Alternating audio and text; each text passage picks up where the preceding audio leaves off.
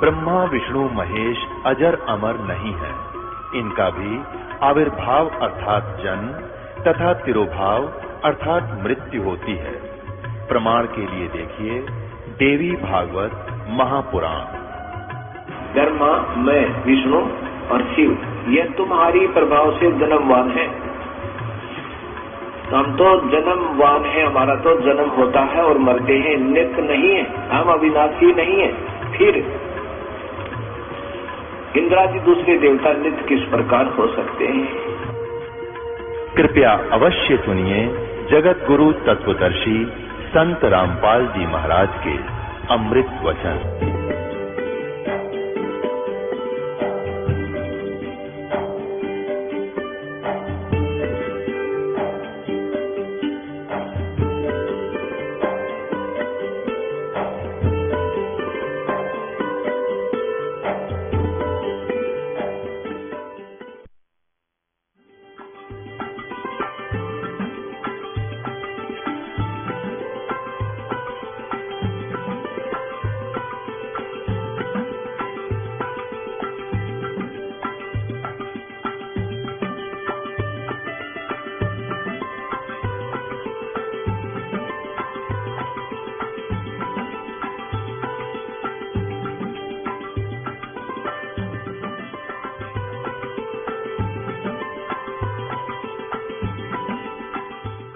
देवी भागवत महापुराण के प्रश्न नंबर 562-63 पे कि वो कहती है कि एक ब्रह्म की जाप करो, उसका ओम मंत्र है, वो ब्रह्मलोक में रहता है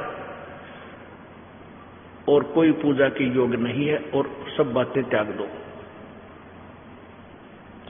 गीता जी दायन मराठ के श्लोक नंबर 13 में लिखा है कि ब्रह्मलोक पर्यंत ये सभी लोग पुनर्वर्ती में है, अर्थात सभी वहां गए हुए, सभी का जन्म और मृत्यु होता है, ये पूर्ण मोक्ष प्राप्त नहीं है।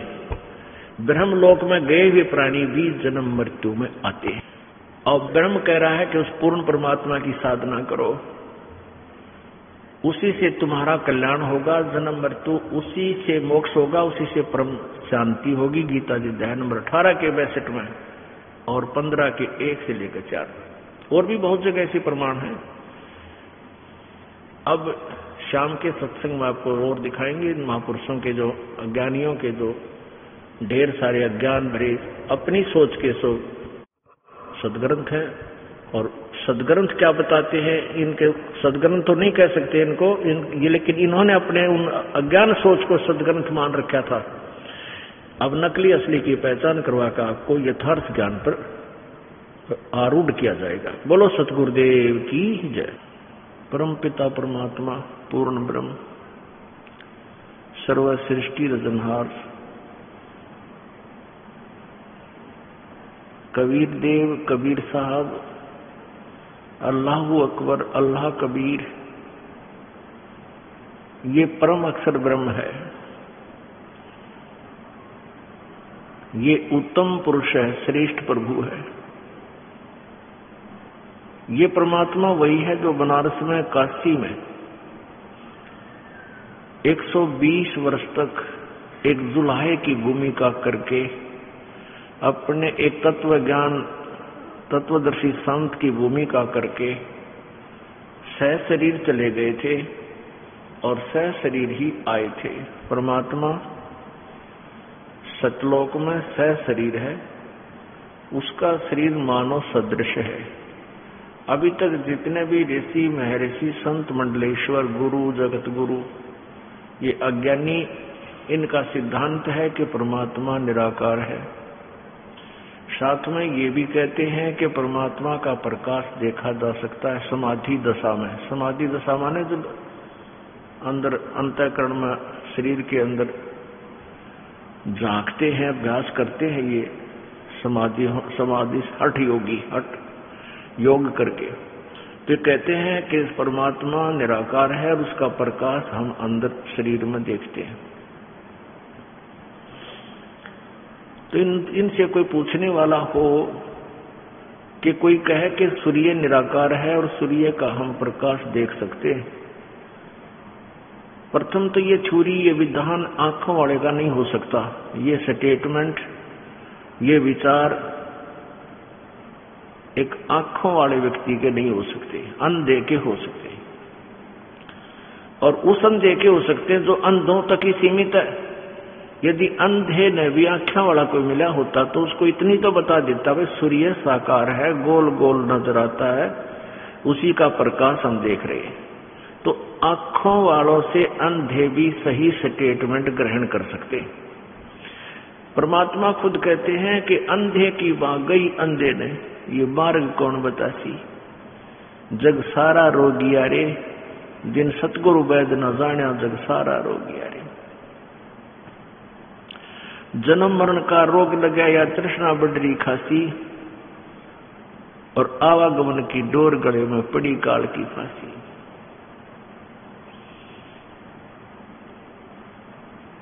सच्चा सतगुरु कोई ना पूजे, झूठा जगपतियासी, और अंधे की बां पकड़ी अंधे ने, बताओ मार्ग कौन बतासी। पुण्यात्माओं, परमात्मा कितनी प्यारी व्याख्या आज से 600 वर्ष पहले कहा करते थे कि जितने भी ऋषि हैं, महर्षि हैं, और ब्रह्मा विष्णु महेश तक ये सब ज्ञान नेत्रहीन है, ये तत्व ज्ञान से परिचित नहीं है। ये बातें उस समय कुनीन से भी कड़वी लगा करती थी, क्योंकि हम अशिक्षित थे। हमारे पूर्वज सिद्धि आत्मा के भोले भाले थे, भगवान को से डरने वाले थे, छल कपट उनके अंदर था कोई ना, और इन जो संस्कृत बोलते थे उनको महाविद्वान मानते थे, और वो ये भी समझते थे कि इन्होंने सदग्रंथों को ठीक जाना है, ठीक समझा है, ये बड़े अभ्यास करते हैं, अभ्यासी हैं। कोई वृक्ष के नीचे बैठा है, कोई तो जंगलों में साधना कर रहा है, तो ये सोच लिया कि इन्होंने जो अपनी जो क्रिया की है उससे परमात्मा पा लिया। और फिर ये कहते हैं कि परमात्मा निराकार है, तो हमने उसको ऐसा ही मान लिया, जान लिया। तो ये सभी ज्ञान नेत्रहीन थे, और परमात्मा यही कहा करता कि अंधे की बां पकड़ी अंधे ने। ये मार्ग कौन बताओगा, तुमने रास्ता कैसे बता सकता अंधा। वो दूसरी बात है कि जो सबसे आगे चल रहा है वो अंधा चतुर है, अपने आप को आंखों वाला सिद्ध कर रहा है उन अन्य अंधों में, जो उसकी लाइन में हाथ में पकड़े हुए आ रहे हैं और ले जा रहा है और ठोक देता कि कुएं में सारे गद गद पड़े वहां पर। तो ऐसे 84 लाख योनियों के कुओं में इन ज्ञानहीन नेत्रहीन अंधों ने, नकली महर्षियों ने हमें असंख्य युग से ठोक रखा है, हम इसे बाहर नहीं निकल पा रहे। अब परमात्मा स्वयं आए थे 600 वर्ष पहले, यही बताया करते कि ये किसी को ज्ञान नहीं, जिनको तुम गुरु को कह रहे हो, ब्राह्मण कह रहे हो, या इनको तुम पीर कहते हो, ये कोई भी परमात्मा से परिचित नहीं है, यथार्थ ज्ञान नहीं है इनके पास, ये अपने अपने सदग्रंथों से भी अपरिचित है। तो उस समय ये बात बहुत कड़वी थी कि ब्रह्मा विष्णु महेश को भी ज्ञान नहीं, और इन ब्राह्मणों को भी ज्ञान नहीं, ऋषि महर्षियों को भी वेद का ज्ञान नहीं। तो कबीर परमात्मा को झूठा मान लेना कोई बड़ी बात नहीं उस समय। और साथ में ये नकली महर्षि ब्राह्मण कहा करते थे, अपने स्वार्थवश कहते थे कि जुलाहा कबीर ये धानक, ये तो अशिक्षित है, यो के जाना भगवान को के बारे में। और वो ब्राह्मण स्वार्थी थे, नकली थे सारे, अपने रोजी रोटी के लिए इनका उद्देश्य था शिक्षा ग्रहण करने का। काशी विद्यापीठ में पढ़ने जाने वाले व्यक्ति इसी उद्देश्य से जाते थे, जैसे वर्तमान के डॉक्टर बनने जाते हैं कि आते दुनिया न लूटांगे, डॉक्टर की डिग्री प्राप्त करके या तो सरकारी नौकरी मिल जाएगी, और नहीं तो बाहर आते ही अपने प्राइवेट क्लिनिक खोल कर खूब पैसे इकट्ठे करेंगे। यही उद्देश्य है। ऐसे ही उद्देश्य था उस समय के ब्राह्मणों का काशी विद्यापीठ में पढ़ने का। और यहाँ जब जिस क्षेत्र में काशी विद्यापीठ से पढ़कर कोई ब्राह्मण आता था तो लोग उसी के चारों तरफ मंडरा जाते थे, उसके विचार सुनते थे, उसी से पाठ करवाया करते थे और उसको खूब चढ़ावा दिया करते थे। इनको ब्राह्मण नहीं कह सकते, ब्राह्मण सोए जो ब्रह्म पहचाने। ब्राह्मण थे महर्षि रामानंद जी। उनकी क्रिया परमात्मा प्राप्ति से पहले भी बहुत ठीक थी, लेकिन तत्व ज्ञानहीन थे।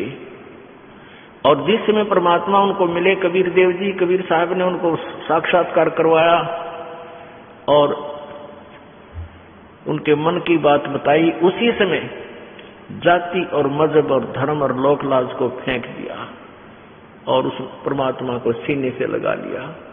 जुलाहा जाति, शूद्र जाति में प्रगट परमात्मा कबीर जी को 550-600 वर्ष पहले, और जबकि छुआछूत चरम सीमा पर थी। और उस समय एक जुलाहे के बालक को एक ब्राह्मण, जो सुप्रसिद्ध वेल नोन ब्राह्मण, और वो सीने के लगाता है शूद्र को, उसको ब्राह्मण कह सकते। ब्राह्मण सोचे ब्रह्म पछाणे। और यदि इन अन्य परंपरागत ब्राह्मणों के इतिहास को देखते हैं तो सुदामा एक नंबर का ब्राह्मण था। सुदामा जी इतना गरीब थे, इतने निर्धन थे, कई बार उसके बालक भी भूखे रह जाते थे। और वो श्री कृष्ण जी के सहपाठी थे, यानी क्लास फेलो भी थे। उनकी पत्नी को ये खूब पता था कि ये श्री कृष्ण जी के क्लास फेलो हैं, श्री कृष्ण जी द्वारका के राजा हैं।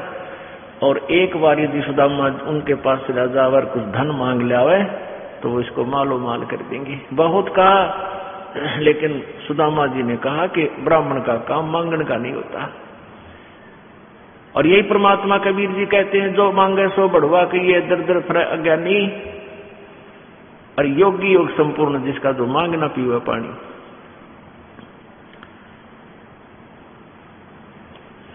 फिर भी अपनी पत्नी के ज्यादा दबाव देने से घर से चल पड़ा।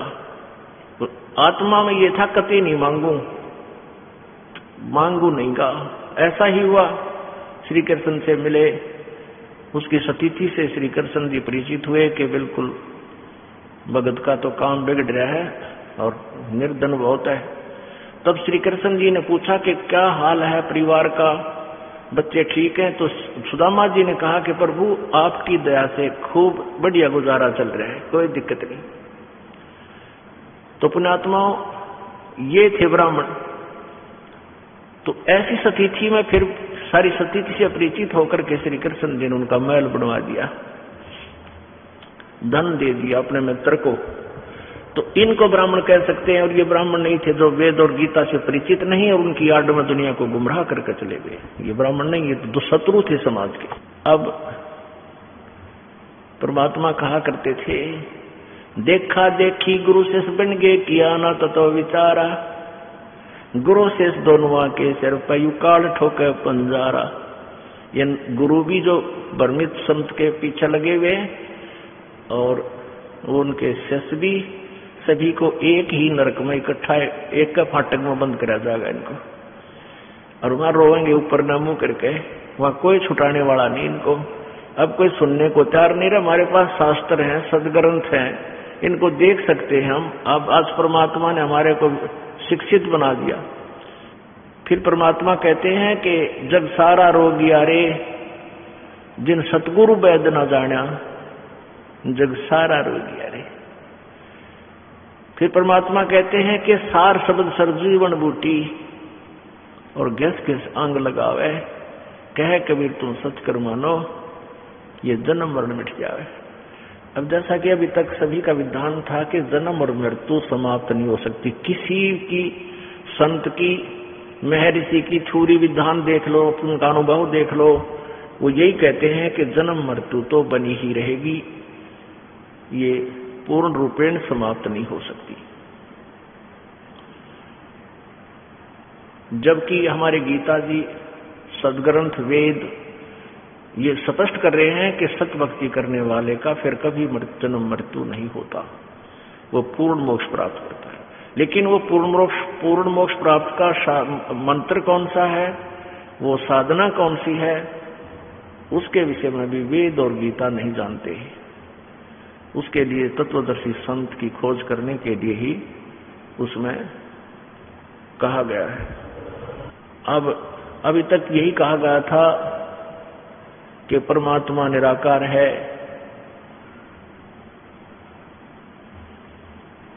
और दूसरा एक विधान ये जो आज सुबह के सत्संग में प्रसंग चल रहा था, जो अधूरा रहा था, कि सभी ये कहते हैं कि पाप कर्म, प्रारब्ध के पाप कर्म, पुण्य या पाप दोनों ही भोगने से समाप्त होते हैं।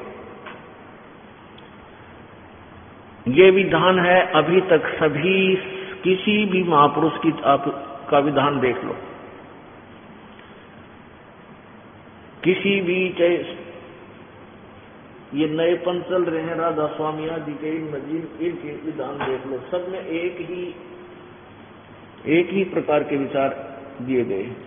आज सुबह के सत्संग में आपको परिचित कराया गया था कि यदि पाप और पुण्य, चलो पुण्य तो हम भोग लें, पुण्य मतलब सुख है, सुख बताओ है, और पाप भी भोगने से ही समाप्त हो तो कभी भी समाप्त नहीं हो सकते, कभी भी नहीं हो सकते, क्योंकि यहां इस काल के लोक में पुण्य तो बनाने से विशेष विधि से बनते हैं और पाप अपने आप बन जाते हैं। जैसे यहां एक कोई जमीन है, एक एकड़ जमीन है जिसके अंदर गेहूं तैयार करने के लिए कितनी मेहनत की आवश्यकता है, कितना धन लगाना पड़ता है, ये किसान खूब जानता है।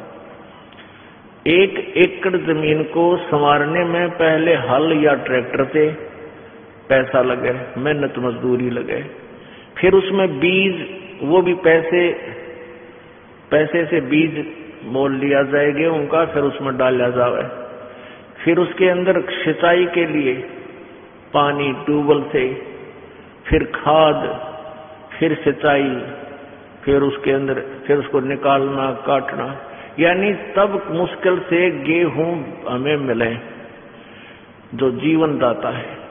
और उसमें कुछ भी ना करें उस एकड़ जमीन में, ये खरपतवार, झाड़ बूझड़े बिना मतलब के न जाने कितने उग जाएंगे उसमें। वो खरपतवार तो आप पर उग गया, कति प्रयत्न की आवश्यकता नहीं, और अपने जीवन को, अपने शरीर को सुरक्षित रखने के लिए, अन्न तैयार करने के लिए पैसा भी लगा, मजदूरी भी लगी और समय भी लगा, जब बना गेहूं प्राप्त हुआ। ऐसे ही पुण्य समझो, पुण्य तो है गेहूं और पाप है ये खरपतवार। पृथ्वी ऊपर पग जो धारे, करोड़ जीव एक दिन में मारे, जो चौका तुम देवो नित्ता, सत्र ब्राह्मण की है हत्या। है जैसे रोजाना पोचा लगाते हैं सुबह उठते, क्योंकि आजकल तो पोचे लगने लगे, बढ़िया फर्श बन गए सब तकरीबन, या कच्ची भी कोई स्थान है उसको लीपने में भी ना जाने करोड़ों की संख्या में थोड़े से क्षेत्र में प्राणी आपके हाथों से मारे जाते हैं। हरी भांति पृथ्वी के रंगा, अंत कोड़ जीव उड़े पतंगा। तो जैसे सुबह से लेकर शाम तक एक प्राणी करोड़ों सूक्ष्म जीवों को मार डालता है, तो वो पाप तो हो गए। पृथ्वी पांव रखते ही शुरू, चारपाई से उठते ही, और पुण्य के लिए ये व्यवस्था करनी पड़े, पूरा संत चाहिए, और जिसके द्वारा पाठ करा वो पाठ करने का अधिकारी होना चाहिए, और पैसे भी लगाने, फिर सत्संग भी सुनना, समय भी निकालना, तब पुण्य बनेंगे। तो पुण्य तो बनेंगे ऐसे विधि से, और पाप आप बने इस काल के लोक में। तो इसलिए पाप की एवरेज स्पीड सबसे ज्यादा है, और पुण्य जो आप लोग करते थे बगैर पूर्ण संत के, वो पुण्य मिलते तो आपको अवश्य, लेकिन उनका तरीका दूसरा होता है। अब जैसे पुण्यात्माओं, एक तरफ तो हम कहते हैं कि जो शास्त्र विधि को त्याग कर कोई भी धार्मिक अनुष्ठान करते हैं, पूर्ण संत के द्वारा नहीं करते हैं, तो वो यूजलेस है, व्यर्थ। और दूसरी तरफ ये भी कहते हैं भी जिसने जैसा कर्म किया उसका फल भी मिलेगा, चाहे पुण्य किया चाहे पाप किया। अब हम पुण्य किसको मानते हैं? अपने लोक वेद के आधार से। जैसे पक्षियों को दाना डाल दिया और भाई कितना भंडारे करवा दिए, कोई धर्मशाला बनवा दी, कितना कुआं खुदवा दिया, ये पुण्य हम मानते थे। अब इनका भी फल मिलेगा आपको और पाप भी मिलेगा, क्योंकि पाप तो अपने आप एक जीवन में पूरी मालगाड़ी भी छोटी रह जाए इतने पाप आपके हो जाएंगे। और पुण्य जो आप कर रहे हो, जो लोक वेद के आधार से भी जो पुण्य आपने किया, अतिथि को भोजन करा देना, ये भी पुण्य होता है। तो इस तरह के जो पुण्य आपने किए पूर्ण संत के बिना, तो फल तो उनका ही मिलेगा, लेकिन वो मिलेगा दूसरे तरीके से। कैसे मिलेगा? जैसे कोई अच्छा दान धर्म कर देता है, गरीबों को कंबल बांट देता है, कितना भंडारे करवा देता है, कोई अनाथालय खुलवा दिए, कितना गौशाला बनवा दी, कोई प्याऊ बनवा दी, ये पुण्य उसके अलग लिखे जाएंगे। वो मिलेंगे कैसे? जैसे आपने देखे होंगे ये कुत्ते, एलिसेशन कुत्ते, अच्छी बढ़िया गाड़ी कार के अंदर मनुष्य तो ड्राइवर है और कुत्ता मालिक है उसके अंदर। और उस कुत्ते के लिए उस ऐसी व्यवस्था बनवा रखी है, अलग से एक रूम होता है, उसमें एसी, आजकल तो एसी लगाने लगे या कूलर, और एक महीने में 2-3 बार वेटरनरी सर्जन उसकी सारी जांच करके जाता है। ऐसा बढ़िया आहार दिया जाता है, बहुत शुद्ध, जो कि मेरे ख्याल में 50% तो मनुष्य को प्राप्त नहीं हो सकता, 50% मनुष्यों को भी प्राप्त नहीं है। अब वो प्राणी, उस कुत्ते वाले जीव ने, जब वो मनुष्य शरीर में था, उसने खूब पुण्य किए और वो पुण्य उसको दे दिए कुत्ते की योनि में। मनुष्य को भी जो सुविधा नहीं उस कुत्ते को प्राप्त है। अब मान लीजिए अब तो उसने बढ़िया सुविधा मिल गई कुत्ते के जीवन में, और कुत्ते वाले जीवन में उसने अपने सारे पुण्य चाट लिए, अगले जन्म में सुअर बना दिया। अब क्या सुविधा मिलेगी? अंडरस्टूड आपको, के खाएगा और कहां लेटेगा।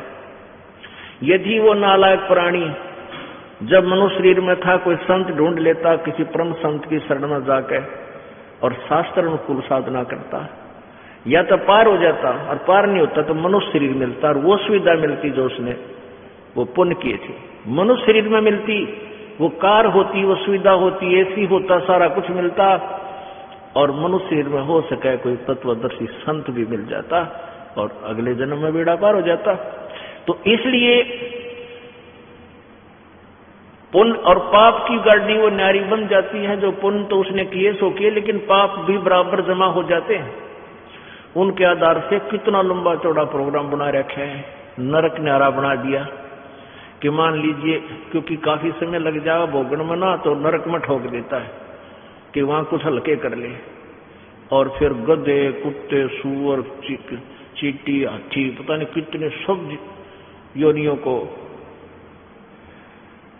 ये प्राणी प्राप्त होता है जो सच साधना नहीं करता है। तो ये सारा काम बिगाड़ा किसने? ये हम अध्यात्म ज्ञान से अपरिचित कर दिए इन नकली संतों, गुरुओं और नकली महर्षियों ने। इनको ना तो परमात्मा मिला और न ही वेदों और गीता जी आदि सदग्रंथों को ये समझ सके, क्योंकि तत्वदर्शी संत नहीं मिला। परमात्मा कबीर जी कहा करते, भाई गुरु बिन काहू सतगुरु बिन काहू न पाया ज्ञाना, जो थो था बुस छड़े किसाना, गुरु बिन वेद पढ़े जो प्राणी, समझे न सार रहे अज्ञानी। प्रसंग चल रहा है कि ये क्या कहते थे, ये नकली ऋषि महर्षि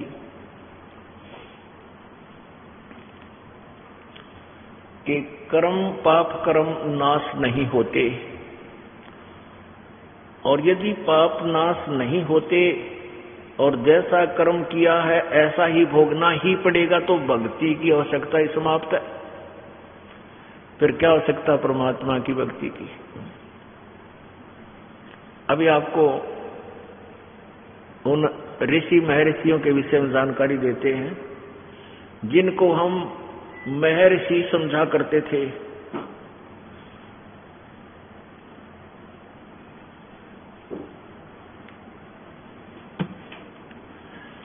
ये देवी भागवत महापुराण, इस पुराण के अंदर आपको बहुत निर्णय मिलेगा। हम आपको दो महापुरुषों के विचार सुनाएंगे, जो पढ़ाएंगे आपको। एक तो शुक्राचार्य जो राक्षसों के गुरु कहलाए, और दूसरे बृहस्पति जी जो देवताओं के गुरु। कहने का भाव यह है कि जितने भी ये गुरु जी हैं, जितने भी ऋषि महर्षि हैं, ये बृहस्पति जी से ज्ञान प्राप्त है। और बृहस्पति जी को कितना ज्ञान है, उसकी क्या सिद्धांत बताया उसने, ये देखिए पवित्र देवी भागवत में। गीता प्रेस गोरखपुर से प्रकाशित है श्री देवी पुराण, श्रीमद देवी भागवत। संपादक हनुमान प्रसाद पोदार, चिमनलाल गोस्वामी।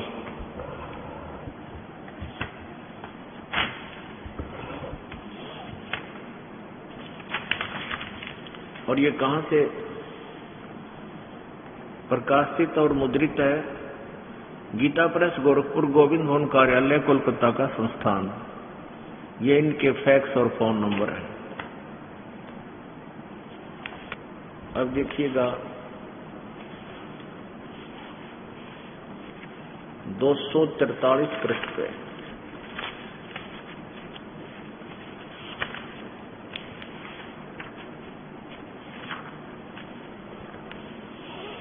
यह चौथा स्कंध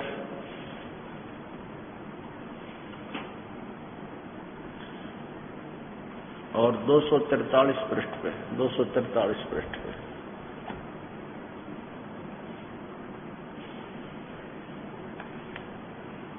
देवी भागवत, संक्षिप्त देवी भागवत, देवी पुराण।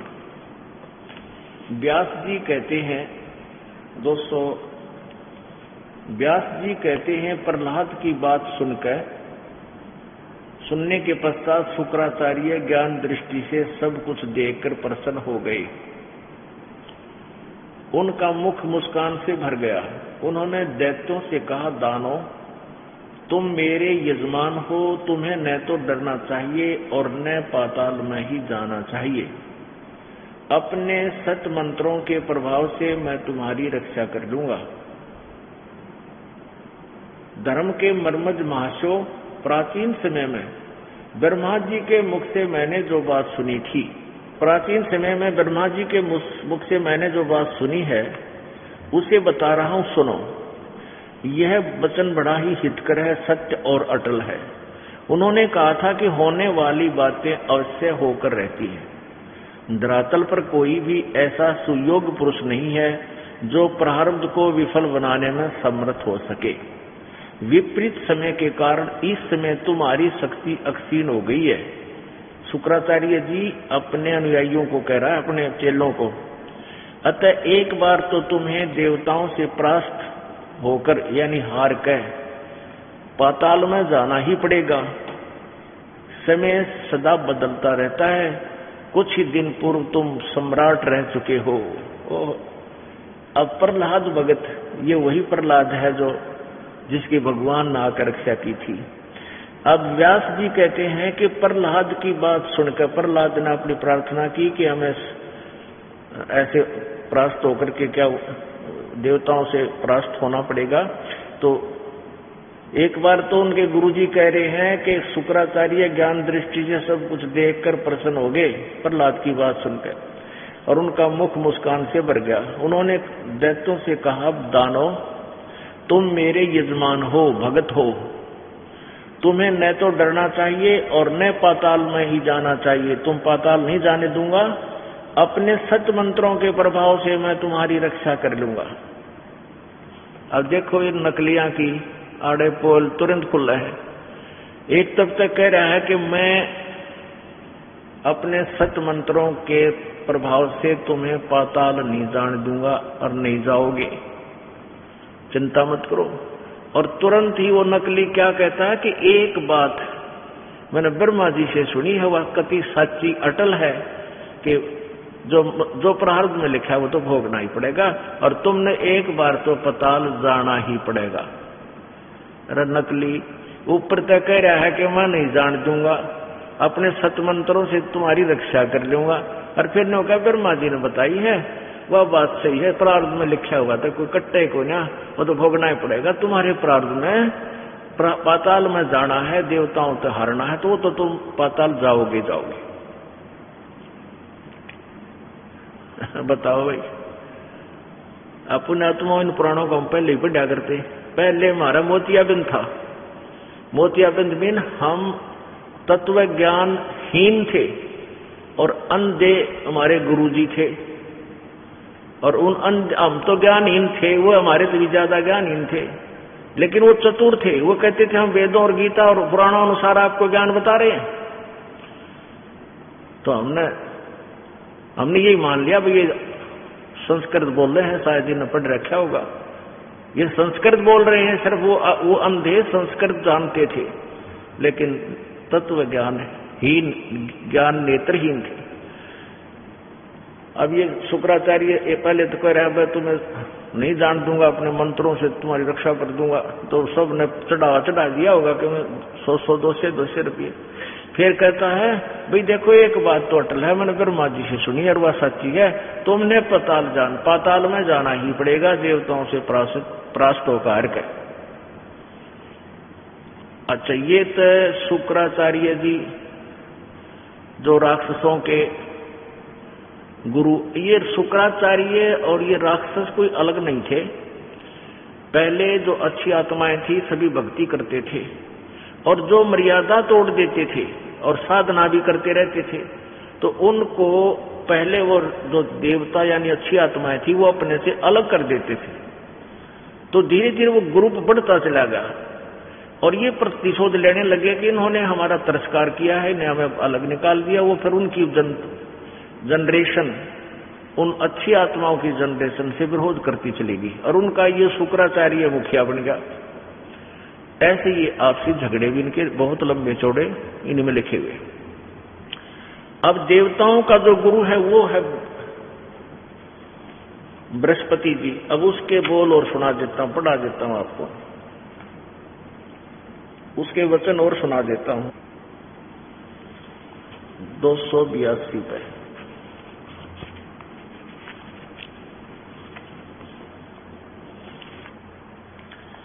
ये देखिएगा, 5वां स्कंध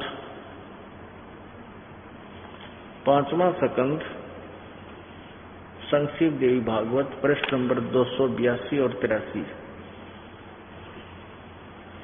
व्यास जी कहते हैं, देवराज इंद्र की बात सुनकर बृहस्पति जी उनसे कहने लगे। अब हम इतना, क्योंकि ये तो एक बहुत बड़ा विस्तार है, हम अपने काम की जड़ी ले लेंगे इसमें। था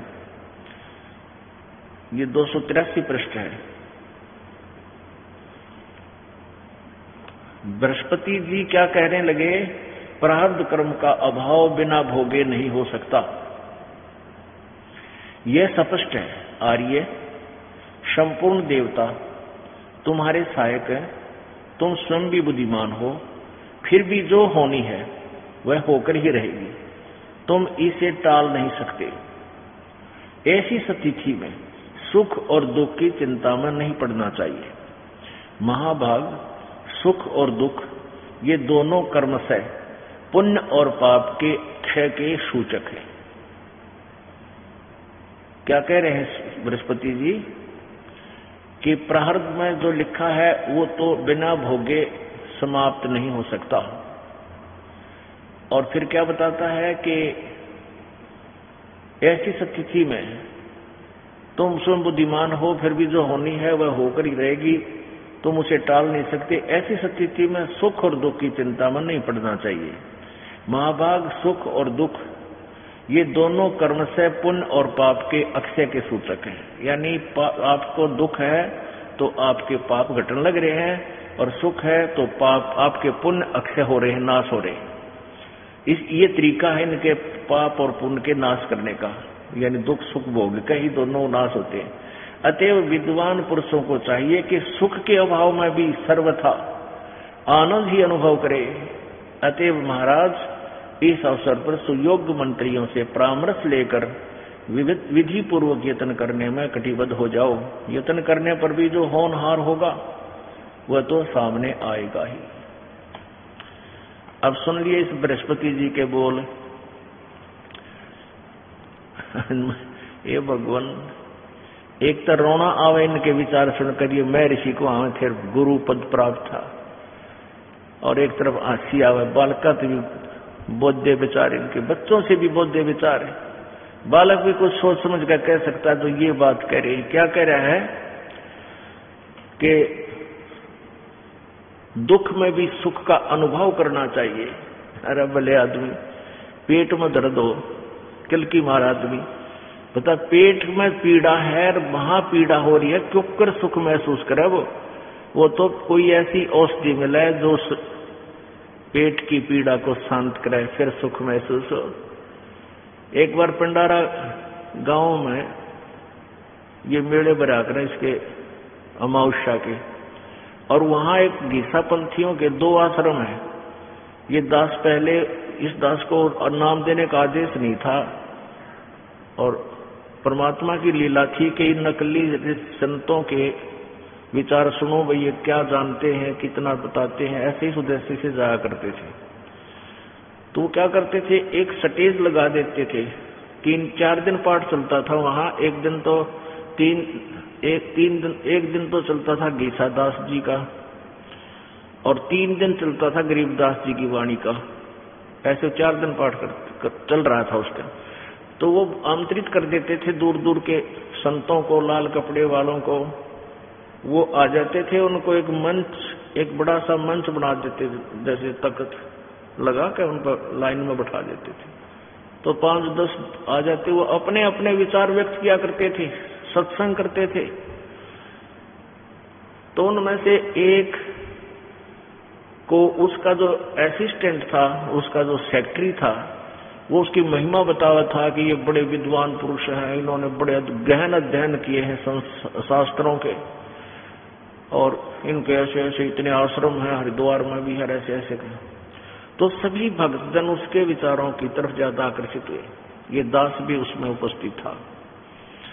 तो क्या कहने लगा कि जीव को जब तक अपना आश्रम का ज्ञान नहीं होता कि तू कौन है,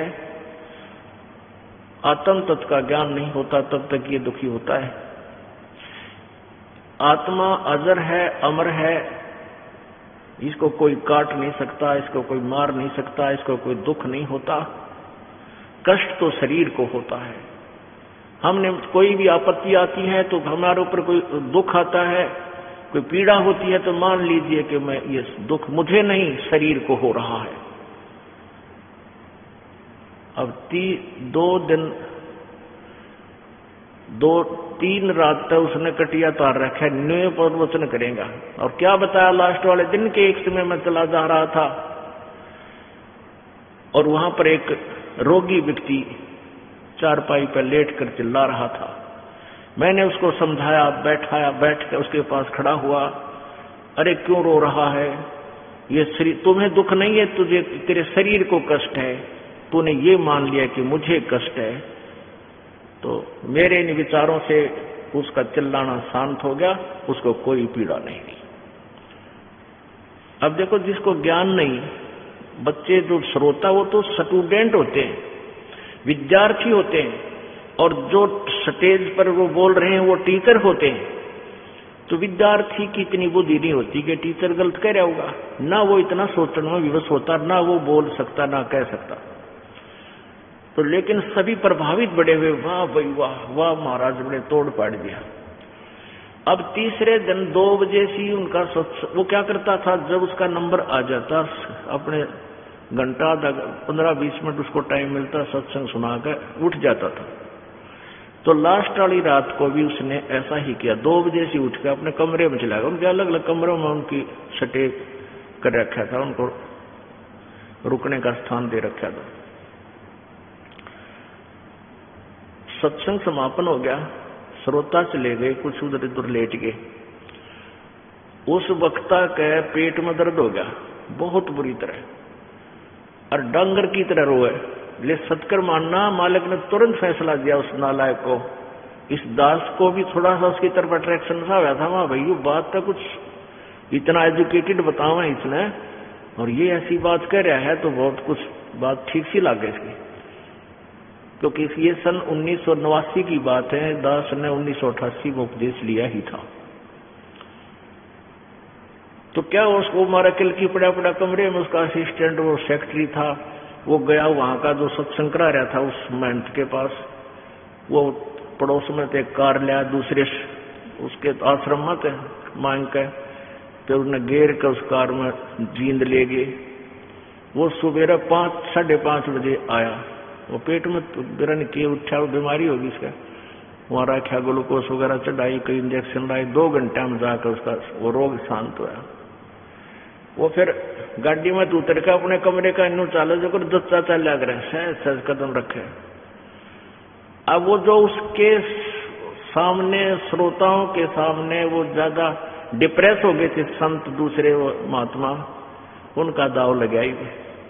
उनमें से 1-2 जना जाकर लागकर उसके नजदीक सी कहने लगे, महाराज तू तो जीव था, शरीर को कष्ट था, क्यों किल की मारा था, तेरा दर्द था ही नहीं तो रो क्यों रहा था? ने बोला अपना काम कर चल।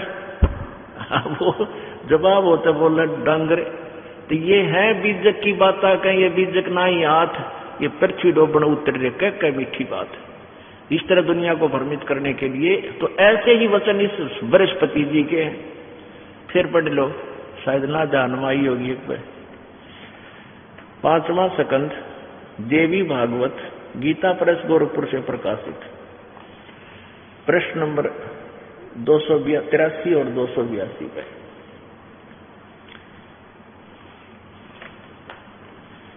व्यास जी कहते हैं, देवराज इंद्र की बात सुनकर बृहस्पति जी उनसे कहने लगे, बृहस्पति जी के वचन, प्रारब्ध कर्मों का अभाव बिना भोगे नहीं हो सकता, यह स्पष्ट है। आर्य संपूर्ण देवता तुम्हारे सहायक है, तुम स्वयं भी बुद्धिमान हो, फिर भी जो होनी है वह होकर ही रहेगी, तुम उसे टाल नहीं सकते। ऐसी स्थिति में सुख और दुख की चिंता में नहीं पड़ना चाहिए।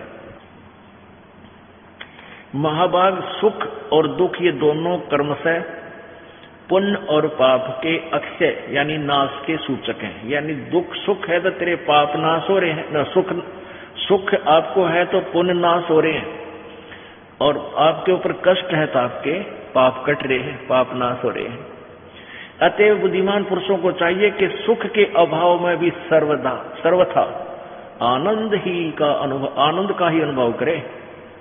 ये न्यों की न्यों बात से जो दास ने कथा सुनाई कि सुख के अभाव में भी सर्वथा आनंद का ही अनुभव करे। यानी पेट में दर्द हो और न्यों कहना हाँ करके दिखाई सुख का अनुभव, और भी कोई दर्द हो सकता है किसी प्रकार का भयंकर पीड़ा, तो वो ये इनके विधान गलत थे, इनका सिद्धांत गलत था, इन्होंने सदग्रंथों को समझा ही नहीं। इसलिए अपने लोकवेद दंत कथा बनाकर अज्ञान सिद्धांत के ऊपर पूरे मानव समाज को आधारित कर दिया। पुण्यात्मा, जैसे कोई भी आपको परेशानी है, टेंशन है, वो कितनी है, किसी प्रकार के भी आप प्रयत्न कर लो, वह टेंशन खत्म नहीं हो सकती। एक बार ये दास सत्संग सुन रहा था एक टीवी चैनल पर, ये कुमार स्वामी जी और वो सुबह सुबह आता उसका प्रोग्राम, हमने देखा करता कौन क्या विचार देते हैं। तो वो क्या कह रहे हैं, किसी ने पूछा जी मुझे टेंशन बहुत रहती है, उसका बताओ इलाज। उसका तो कहने लगा उसका मंत्र है। क्या मंत्र है कि कुछ ऐसे शब्द बोलो जिनका कोई अर्थ ना हो, एकांत स्थान पर। यानी वो बोल कर सुना रहा है, बुरानी के बन रहा है, आपका टेंशन खत्म हो जाएगी। ये कोई बात हुई, ये समाधान देंगे। टेंशन जिस कारण से है, वो काम जो बिगड़ा पड़ा है वो ठीक हो तो टेंशन मिटे, ना कितनी बकवाद कर ले। टेंशन समाप्त करने के लिए शराब पी लेते हैं। अब शराब पी के तो पड़ गया बेहोश होकर, उठते फिर वह टेंशन तैयार। वो जिस कारण से टेंशन से, वो तो जब तक वो नहीं ठीक होगा, वो काम बिगड़ा हुआ, कोई उसका समाधान नहीं होगा। तो टेंशन खत्म नहीं हो सकती, कितनी बात बना ली। तो बिगड़ी बनाओ भगवान। और दुख पाप, टेंशन यानी कष्ट, ये पाप के कारण। और पाप जब तक नाश नहीं होगा, यानी पाप कटेगा नहीं, तो टेंशन खत्म नहीं हो सकती, यानी पीड़ा समाप्त नहीं हो सकती। पैर में कांटा लगा हो और कांटा ना निकले, और कहे जूते पहन ले, कांटा नहीं निकलेगा, तो कांटा लगे पैर में जूता पहना नहीं जा सकता। वो तो कांटा निकले, फिर पीड़ा खत्म हो। फिर इस डर से जूता राम नाम का पहना जाए कि भगवान कहीं फेर ना लग जावे, फिर वो कभी जूता नहीं निकालेगा जिसके ऊपर आपत्ति आ चुकी है। अब ये तो विचार है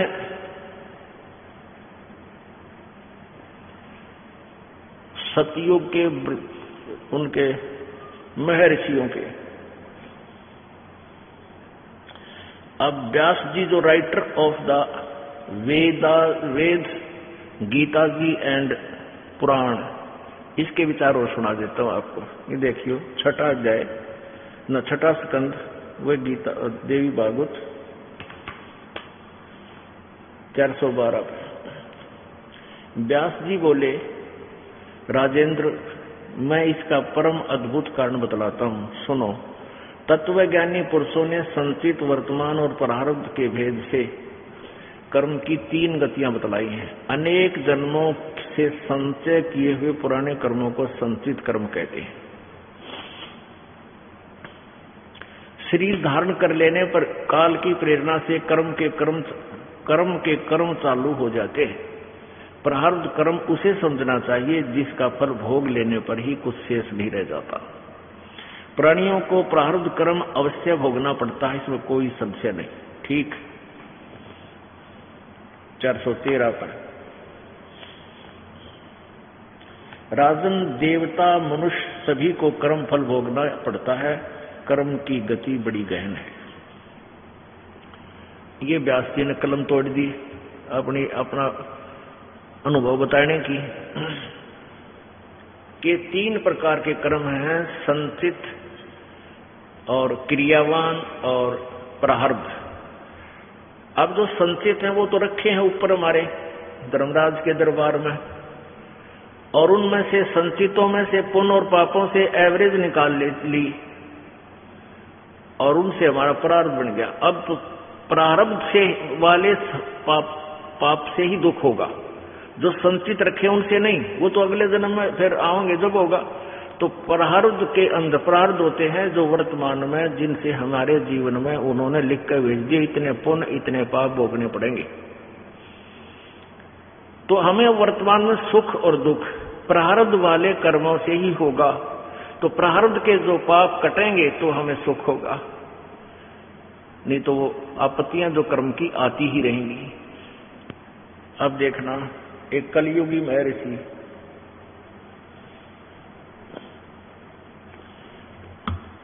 अब जैसे हम पुराणों को नहीं पढ़ पाए, हम क्योंकि मोटे मोटे ग्रंथ गणे हो गए, ये 18 पुराण होगी, वेदों के भी 4 और अनुवादकर्ताओं ने अनुवाद करके इसे मोटे मोटे बना रखे। ये देखो इसे मोटे मोटे इनके, ये यजुर्वेद 1 है, ऐसे ऐसे बल्कि ऋग्वेद के ऐसे 4 बना रखे हैं। तो इनको भी हम नहीं पढ़ पाए। वैसे तो अशिक्षित होने के कारण भी थोड़ी बहुत विद्या ग्रहण हुई, तो फिर कौन शर्मा दर्द करो इतने मोटे ग्रंथ का कहाँ तक निष्कर्ष निकाले एक व्यक्ति। तो फिर वर्तमान में हमने क्या सोच लिया कि जो भी कोई संत ऋषि महापुरुष हुआ है, उन्होंने वो वेदों के ज्ञाता थे, वेदों को पढ़ा है, पुराणों को पढ़ा है, अपने उस पुराणों के पढ़ने से, उनसे ग्रहण, वेदों के पढ़कर उनसे ग्रहण ज्ञान से अनुभव की जो पुस्तक लिख दी हमने, वही बहुत है और हमारी बुद्धि वही सेट हो चुकी थी। तो इसी प्रकार एक सत्यार प्रकाश नाम का एक पुस्तक है जो महर्षि दयानंद जी द्वारा लिखी गई है, और इस पुस्तक का इतना बोलबाला वर्तमान में है कि शायद वेद भी इसके आगे फेल हो चुके हैं। कारण ये था कि इसमें ये लिखा कि वेदों को पढ़कर महर्षि दयानंद जी ने उसका निष्कर्ष, उनका सार, वेदों वाला ही ज्ञान सिंपल लैंग्वेज में साधारण भाव से अपने अनुभव की पुस्तक सत्यार प्रकाश में लिखा है। तो प्रत्येक आदमी ये सोच बैठा था कि महर्षि दयानंद एक बड़े विद्वान पुरुष थे, संस्कृत के ज्ञाता थे, और इन्होंने जो भी अनुभव अपना दिया है सत्यार प्रकाश में वो वेदों वाला ही है। तो किसी को कोई डाउट नहीं, कोई शंका नहीं थी, और इसको सहर्ष स्वीकार करके सबने अपने घरों पर खरीद कर रखा हुआ है। इसको पढ़ने लगते थे तो पढ़ भी लेते थे, कुछ थोड़े बहुत अध्याय को फिर रख देते थे, भी बड़े विद्वान का लिखा हुआ है, हम इसके ऊपर टिप्पणी नहीं कर सकते, ऐसे हम इसको फिर भी अपने घरों पर रखा करते थे। जब इस दास का मोतियाबिंद हटाया, ये ऑपरेशन किया परमात्मा ने, कबीर जी ने, मेरे गुरुदेव ने, तब इस सत्यार प्रकाश को दास ने इस दृष्टिकोण से पुनः पढ़ा कि जो कबीर परमेश्वर जी की वाणी में जो ज्ञान है, उस ज्ञान के समर्थन में यदि सत्यार प्रकाश में भी कोई ऐसा पॉइंट मिल जाए तो विशेषकर हरियाणा के व्यक्तियों को समझाना बहुत आसान हो जाएगा। वैसे तो और भी राज्यों में बहुत अच्छी तरह इनको इस सत्यार प्रकार से परिचित है, लेकिन हरियाणा में इसका विशेष बोलबाला है। तो इस दृष्टिकोण से इसको माइन्यूटली पढ़ा, बहुत गहराई से, कि शायद वेद, क्योंकि कबीर परमात्मा ने कहा था वेद मेरा भेद है और मैं मिलूं वेदन से नाही, और जौन वेद से मैं मिलूं ये वेद जानते नहीं। यानी 5वां वेद है वो कबीर जी की वाणी है, कबीर परमात्मा की अपने अनुभव का लिखा हुआ ज्ञान है, और उन्होंने ये लिखा कि चारों वेद मेरी ही महिमा गा रहे हैं। तो इस दास ने ये सोचा था कि अगर वेदों का एक नंबर के ज्ञाता महर्षि दयानंद है, और इन्होंने वेदों को समझकर उसका अनुभव अपना इसमें लिखा है सत्यार प्रकाश में, और ये संस्कृत हिंदी में है तो इसको आसानी से समझा जा सकता है, और परमात्मा की वाणी का समर्थन जनसाधारण के सामने करवा कर उसको हृदय में दचाया जा सकता है। कबीर जी ने भी यही बोला है, यही सत्यार प्रकाश में।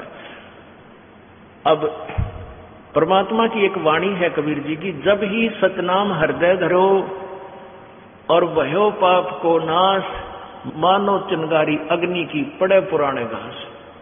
परमात्मा तो यूं कहते हैं कि जब ही सच्चे नाम को कि सतनाम आपको प्राप्त हुआ और आपके हृदय में सच्ची लगन लगी रहा, आपने उसका सिमरण शुरू किया, उसी दिन से आपके ये पाप कर्मों में समझ ले जैसे बहुत बड़े सूखे घास में बहुत हजारों टन पड़ा हो, एक माचिस की सीख जलाकर उसका ला दे, धीरे धीरे सारे न जलाकर राख कर देगी, और चलेगी तेज आंधी, उसको इधर उधर फेंक और सब टंटा काट देगी। तो ऐसे परमात्मा ने तो लिखा है कि पाप परमात्मा के सच्चे नाम से पाप कट जाते हैं, सत्साधना से। तो इसका समर्थन सत्यार प्रकाश के में ढूंढा तो इसमें लिख रखा है कि पाप नाश नहीं होते। दास को इतना विश्वास अवश्य हो गया था अपने भगवान पे, कबीर जी के ऊपर, कि उन्होंने जो लिखा है वो सत्य है और वेदों में ऐसा ही होगा। क्योंकि परमात्मा कहते हैं वेद मेरा ही भेद है, जो मैं ज्ञान देता हूं इससे यही ज्ञान वेदों में भी है, और मेरी महिमा वेदों में सारी मेरे बारे में लिखा गया है। लेकिन मुझे पाने का मुझे पाने की विधि यानी पूर्ण परमात्मा, परम अक्षर परमात्मा, सच्चिदानंद घन ब्रह्म को प्राप्त करने की विधि वेदों और गीता में नहीं है। वेदों और गीता का ज्ञान ब्रह्म सर्वपुरुष ने, इस ज्योति निरंजन काल ने दिया है। इसमें केवल ब्रह्म तक की साधना का मंत्र है ओम और 500 यज्ञ। पूर्ण परमात्मा के पाने के लिए इस ओम मंत्र का भी सहयोग है और 500 यज्ञ भी साथ हैं, लेकिन 2 मंत्र और हैं। उसके अंदर वो उसका संकेत गीता के अध्याय नंबर 17 के श्लोक 23 में कहा है, ओम तत्सत इति निर्देश है ब्रह्मण त्रिविध समर्थ है। ब्रह्मण माने सच्चिदानंद घन यानी पूर्ण परमात्मा, सच्चिदानंद घन ब्रह्म की प्राप्ति का, उसकी भक्ति का ओम तत्सत ये 3 मंत्र का के जाप का सिमरन का निर्देश है। तो पुण्यात्माओं, फिर दास ने सोचा भी ये भी बात ठीक नहीं गई कि ये तो बिल्कुल विपरीत है कबीर जी की वाणी से। तो फिर सोचा कि वेदों में देखे, क्योंकि अनुवाद इन्होंने कर ही रखे हैं, कुछ एक और भी अनुवादकर्ताओं ने अनुवाद किए हैं, दयानंद जी ने भी किए। तो ऐसे ही दास पर रजा करी परमात्मा ने, यजुर्वेद खोल कर देखा, 8वें अध्याय का 13वां श्लोक सामने आ गया। ऐसे जैसे परमात्मा ने ये लीला करनी थी, और उसमें देखा कि परमात्मा, उसमें क्या लिख रखा है इस व्यक्ति ने, दयानंद जी ने, गोलमोल करने के लिए, क्योंकि अपने सत्यार प्रकाश इसने लिख दिया बहुत पहले। सत्यार प्रकाश इसने लिख दिया सन 1875 में, और वेदों का अनुवाद शुरू किया इसने उसके बाद में। तो इसने जैसा भी दंत कथा लोगों से सुनी हुई थी, वेद व्याद इसने आवन ही थे वेद के से, इसको नहीं पता था वेदों का बिल्कुल भी। अगर पता होता तो इसी उल्ट व्याख्या नहीं करता। तो इसने सत्यार प्रकाश पहले लिखकर समाज में भेज दिया, और उसको कई वर्षों से लोग पढ़ रहे थे।